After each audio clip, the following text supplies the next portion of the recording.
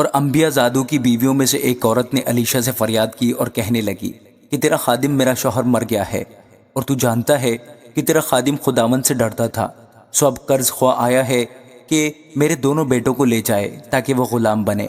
علیشہ نے اس سے کہا میں تیرے لیے کیا کروں، مجھے بتا تیرے پاس گھر میں کیا ہے؟ اس نے کہا تیری لونڈی کے پاس گھر میں ایک پیالہ تیل کے سوا کچھ نہیں۔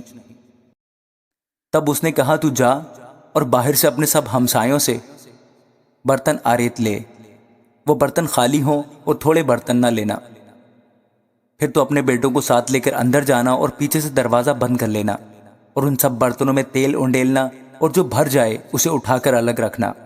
سو وہ اس کے پاس سے گئی اور اس نے اپنے بیٹوں کو اندر ساتھ لے کر دروازہ بند کر لیا، اور وہ اس کے پاس لاتے جاتے تھے اور وہ اونڈیلتی جاتی تھی۔ جب وہ برتن بھر گئے تو اس نے اپنے بیٹے سے کہا میرے پاس ایک اور برتن لا۔ اس نے اس سے کہا اور تو کوئی برتن رہا نہیں، تب تیل موقوف ہو گیا۔ تب اس نے اگر مرد خدا کو بتایا، اس نے کہا جا تیل بیچ اور قرض ادا کر، اور جو باقی رہے اس سے تو اور تیرے فرزند گزران کریں۔ اور ایک روز ایسا ہوا کہ علیشہ شونیم کو گیا، وہاں ایک دولت مند عورت تھی اور اس نے اسے روٹی کھانے پر مجبور کیا، پھر تو جب کبھی وہ ادھر سے گزرتا روٹی کھانے کے لیے وہیں چلا جاتا تھا۔ سو اس نے اپنے شوہر سے کہا دیکھ مجھے معلوم ہوتا ہے کہ یہ مرد خدا جو اکثر ہماری طرف آتا ہے مقدس ہے، ہم اس کے لیے ایک چھوٹی سی کوٹری دیوار پر بنا دیں اور اس کے لیے ایک پلنگ اور ایک میز اور ایک چوکی اور شمعدان لگا دیں، پھر جب کبھی وہ ہمارے پاس آئے تو وہیں ٹھہرے گا۔ سو ایک دن ایسا ہوا کہ وہ ادھر گیا اور اس کوٹری میں جا کر وہیں سویا۔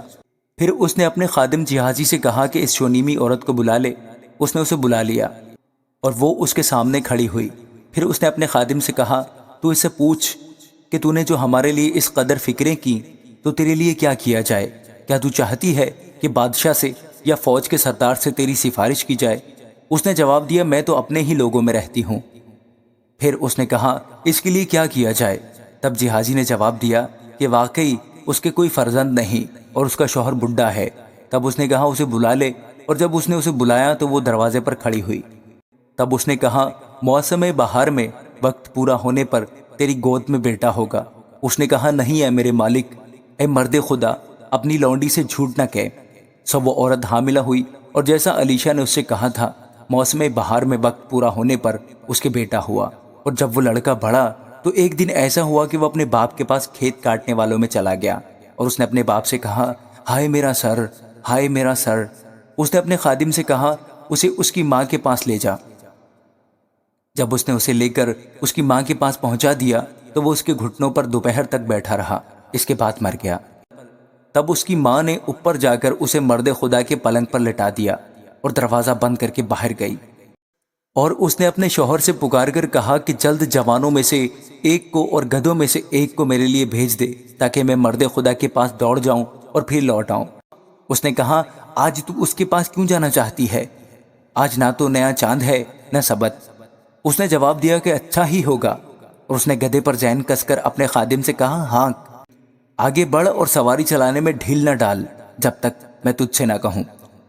سو وہ چلی اور کوہ کرمل کو مرد خدا کے پاس گئی۔ اس مرد خدا نے دور سے اسے دیکھ کر اپنے خادم جہازی سے کہا دیکھ ادھر وہ شونیمی عورت ہے، اب ذرا اس کے استقبال کو دوڑ جا اور اسے پوچھ کیا تو خیریت سے ہے؟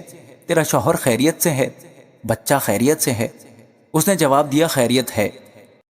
اور جب وہ اس پہاڑ پر مرد خدا کے پاس آئی تو اس کے پاؤں پکڑ لیے، اور جہازی اسے ہٹانے کے لیے نزدیک آیا، پر مرد خدا نے کہا کہ اسے چھوڑ دے کیونکہ اس کا جی پریشان ہے، اور خداوند نے یہ بات مجھ سے چھپائی اور مجھے نہ بتائی۔ اور وہ کہنے لگی کیا میں نے اپنے مالک سے بیٹے کا سوال کیا تھا؟ کیا میں نے نہ کہا تھا کہ مجھے دھوکہ نہ دے؟ تب اس نے جہازی سے کہا کمر باندھ اور میرا عصا ہاتھ میں لے کر اپنی راہ لے، اگر کوئی تجھے راہ میں ملے تو اسے سلام نہ کرنا، اور اگر کوئی تجھے سلام کرے تو جواب نہ دینا، اور میرا عصا اس لڑکے کے منہ پر رکھ دینا۔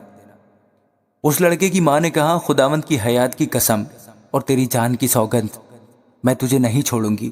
تب وہ اٹھ کر اس کے پیچھے پیچھے چلا، اور جہازی نے ان سے پہلے آ کر عصا کو اس لڑکے کے منہ پر رکھا، پر نہ تو کچھ آواز ہوئی نہ سننا، اس لیے وہ اس سے ملنے کو لوٹا اور اسے بتایا کہ لڑکا نہیں جاگا۔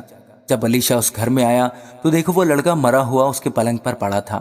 سو وہ اکیلا اندر گیا اور دروازہ بند کر کے خداوند سے دعا کی اور اوپر چڑھ کر اس بچے پر لیٹ گیا اور اس کے منہ پر اپنا منہ اور اس کی آنکھوں پر اپنی آنکھیں اور اس کے ہاتھوں پر اپنے ہاتھ رکھ دیے اور اس کے اوپر پسر گیا۔ تب اس بچے کا جسم گرم ہونے لگا۔ پھر وہ اٹھ کر اس گھر میں ایک بار ٹہلا اور اوپر چڑھ کر اس بچے کے اوپر پسر گیا اور وہ بچہ 7 بار چھینکا اور بچے نے آنکھیں کھول دیں۔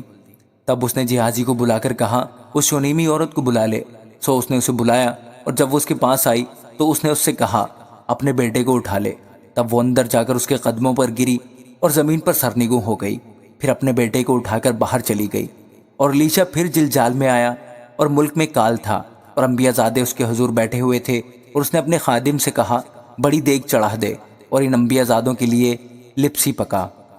اور ان میں سے ایک کھیت میں گیا کہ کچھ ترکاری چن لائے۔ سو اسے کوئی جنگلی لتا مل گئی، اس نے اس میں سے اندرائن توڑ کر دامن بھر لیا اور لوٹا اور ان کو کاٹ کر لپسی کی دیگ میں ڈال دیا، کیونکہ وہ ان کو پہچانتے نہ تھے۔ چنانچہ انہوں نے ان مردوں کے کھانے کے لیے اس میں سے انڈیلا، اور ایسا ہوا کہ جب وہ اس لپسی میں سے کھانے لگے تو چلا اٹھے اور کہا اے مرد خدا، دیگ میں موت ہے، اور وہ اس میں سے کھا نہ سکے۔ لیکن اس نے کہا آٹا لاؤ، اور اس نے اسے دیگ میں ڈال دیا اور کہا ان لوگوں کے لیے انڈیلو تاکہ وہ کھائیں۔ سو دیگ میں کوئی مضر چیز باقی نہ رہی۔ اور بال سلیسا سے ایک شخص آیا اور پہلے پھلوں کی روٹیاں یعنی جو کہ 20 گردے اور اناج کی ہری ہری بالیں مرد خدا کے پاس لایا۔ اس نے کہا ان لوگوں کو دے دے تاکہ وہ کھائیں۔ اس کے خادم نے کہا کیا میں اتنے ہی کو 100 آدمیوں کے سامنے رکھ دوں؟ سو اس نے پھر کہا کہ لوگوں کو دے دے تاکہ وہ کھائیں، کیونکہ خداوند یوں فرماتا ہے کہ وہ کھائیں گے اور اس میں سے کچھ چھوڑ بھی دیں گے۔ پس اس نے اسے ان کے آگے رکھا اور انہوں نے کھایا، اور جیسا خداوند نے فرمایا تھا اس میں سے کچھ چھوڑ بھی دیا۔ آمین۔